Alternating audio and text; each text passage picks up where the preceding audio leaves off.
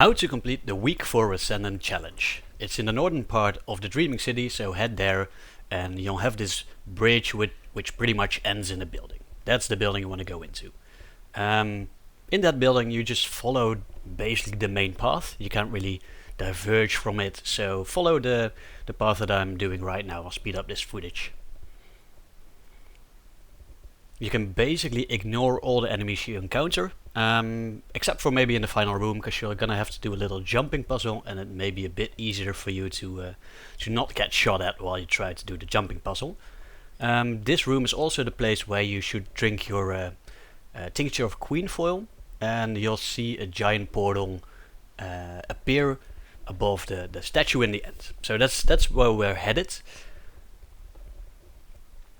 So move to the end of the room and you'll see this giant black portal. And a lot of black balls hovering around the portal, which you can use to jump onto in this order to make it to the portal.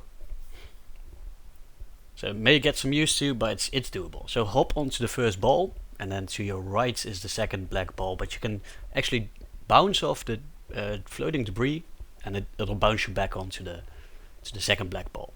Then curve around the statue to the third, and then behind you is the fourth. So pretty easy, but maybe get some used to.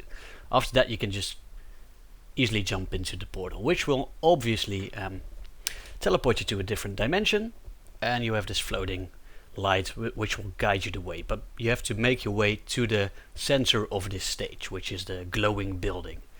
The layout of this stage will change every time you enter, so depending on your layout, you'll have to do some different jumping, but you have all the time in the world, so take it easy. Once you make it to the center, you'll see a relic glowing in the middle with 3 Ascendant knights kneeled next to it. You'll have to kill those eventually, but they're immune for now until you kill every single mob that's present now. So start killing. That's basically it. I'll speed up this footage as well. Once you killed the last mob, the trap will despawn, and you can pick up this relic, this sword, and once you do, one of the knights will awaken and start to be not immune to damage.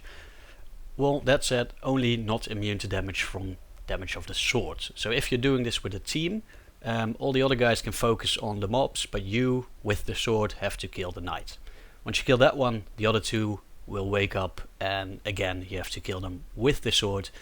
If you use the smash attack, the right click, you can even stun lock the both of them at the same time. Not doing that here, but you can do that. Especially if you have a team which will work on the ads at the same time, it gets a bit easier. But solo it is sort of doable, but definitely a lot easier with a team. So you head on to the middle again, which is the floating light, which will show you the way to the exit. Pretty straightforward, but do remember to bring the sword, because you're gonna have to bring the sword in order for the final chest to spawn.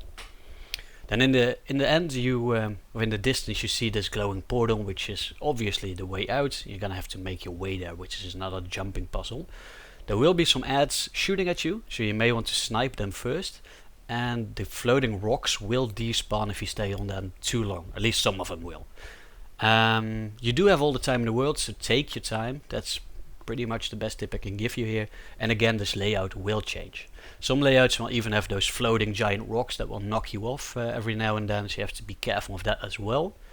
And sometimes the way to the exit is actually made out of really small blocks, as I have in this case. So the small blocks, at first I thought that couldn't be the way, but obviously it is the way. So small blocks are a valid option as well.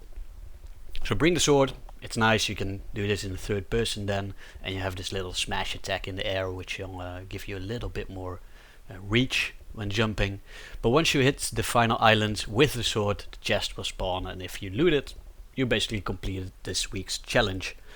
You can also make your way up to the portal to actually exit this level. You don't have to, I think, but you can do that. Climbing the crystal, which I'm doing now, isn't the best way to do that, because it's really slippery. You can more easily hop onto the rock formation behind the crystal and then jump through the portal, which I decided to do here because I actually got stuck in the crystal. So ignore the crystal if you can. Just hop onto this rock, turn around, and jump into the portal. And that's it for this week. So good luck with finishing this, and see you next time.